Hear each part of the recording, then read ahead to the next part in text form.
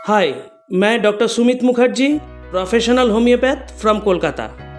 आज मैं एक सोराइसिस का केस प्रेजेंट करूंगा।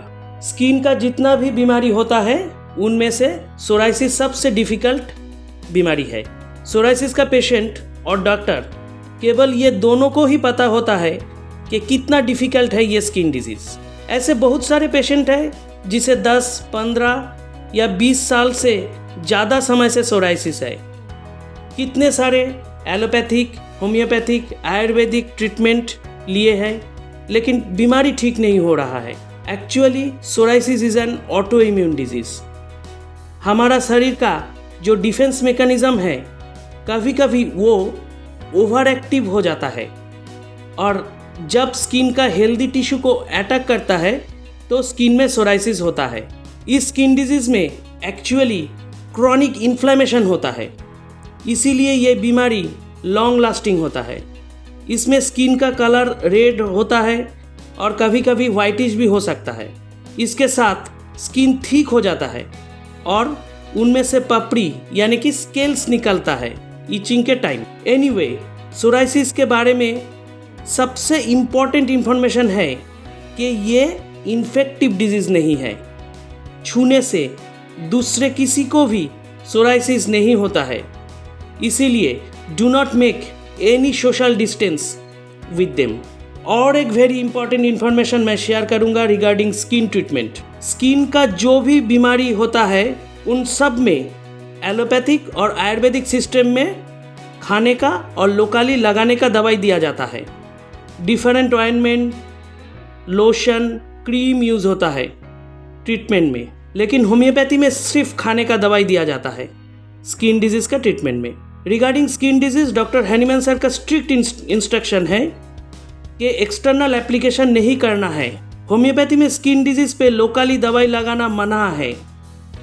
डॉक्टर हैनीमैन सर का कंफर्मेशन है कि स्किन डिजीज़ पे लोकली दवाई लगाने से बीमारी कभी भी परमानेंटली ठीक नहीं होता है, परंतु बीमारी और भी डिफिकल्ट हो जाता है और शरीर के मोर वाइटल ऑर्गन्स को अफेक्ट करता है और शरीर के अंदर कोई नया बीमारी शुरू करता है। Now come to the case.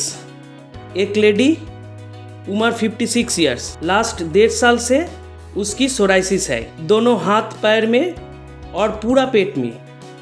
1 साल से ज़्यादा स्किन स्पेशलिस्ट का ट्रीटमेंट लिया, बाद में होम्योपैथी ट्रीटमेंट भी लिया, बट फ़ायदा कुछ नहीं हुआ। इसके बाद जब मेरे पास आई तो उस टाइम पे वो पूरा डिप्रेशन में थी, रोती थी जब इचिंग ज़्यादा होता था। विद इन 3 to 4 months वो कम्प्लीटली ठीक हुआ सिर्फ होम्योपैथिक इंटरनल मेडिसिन से, विदाउट एनी एक्सटर्नल एप्लीकेशन।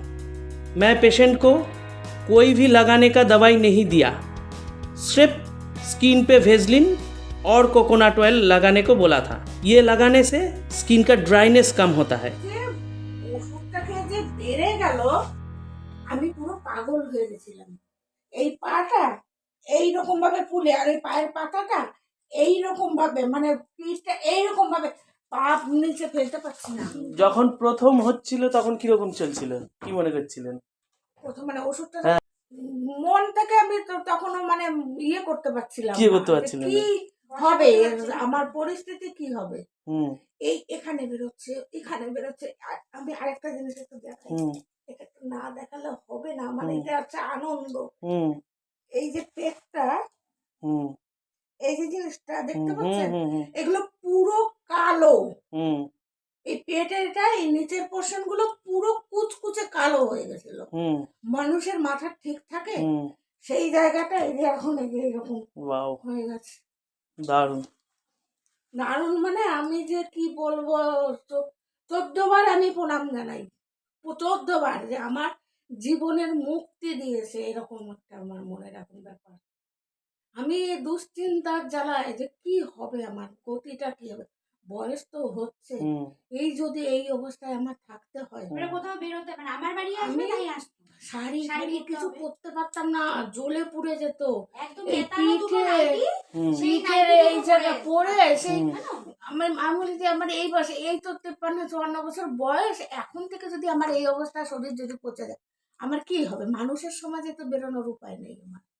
আমার দশাটা কি হবে? হ্যাঁ চুলকাচ্ছে, সারাক্ষণ চুলকাচ্ছে, সারাক্ষণ চুলকাচ্ছে, সেই হ্যাঁ, শাড়ি বাদরের পরতে মতন পারছে হয়ে না। গেছে একেবারে। কি আশ্চর্য। শাড়ি ফাড়ি পরতে পারি না, কিছু না। আর লাস্টে তো ওই তো মানে ফুলে ফেপে একাকার, পা মেলে দিয়ে ওই চুপচাপ বসে থাকি, পা ফেলতে পারি না। আর সে মনে হয় যে লঙ্কা বেটে লাগিয়ে দিয়েছে, এত যন্ত্রণা। আর যেখানে বসছি খাট ফাট সব চামড়া উঠে উঠে পড়েছে। কি দুঃখ লাগে না, দুঃখের চোটে আমি মানে একদম শেষ হয়ে গেছি।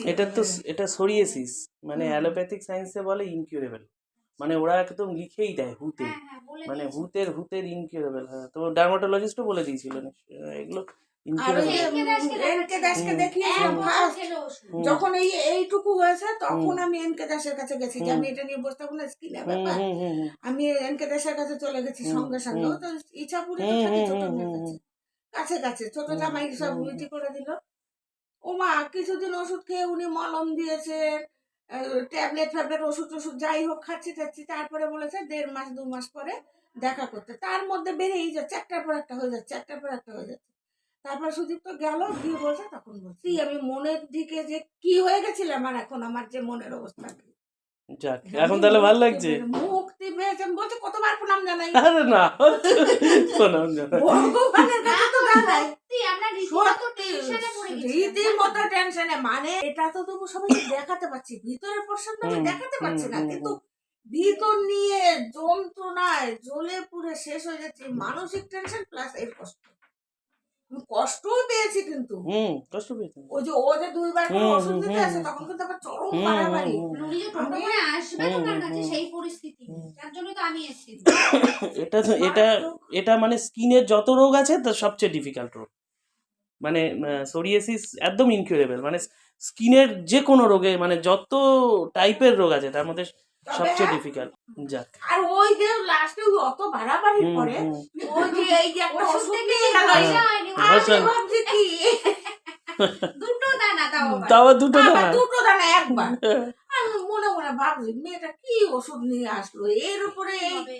ওই ওষুধটা খাওয়ার থেকে মানে দুদিনের মধ্যে থেকে পা ফোলা টোলা করবে। তুমি তো তো ভাবা যায় না, মানে অ্যালোপ্যাথিরা ভাবতেই পারবে না যে দুটো দানায় এরকম কিছু, তাও আমি ফোন করে করে বলতাম, তাও না, কিছু ওই না এই লাগিয়ে, কয়টা দিন। তাও কিছু না না লাগিয়ে লাগিয়ে। তলাটা হাত বগলটাকে এরকম করে রাখতে হুম, হচ্ছিল, হুম। মানে এই বগল টগল এসব জায়গায় সব ভরে গেছিল, হুম। একদম এইরকম এগুলো তো পুরো স্কিন একদম নর্মাল হয়ে গেছে।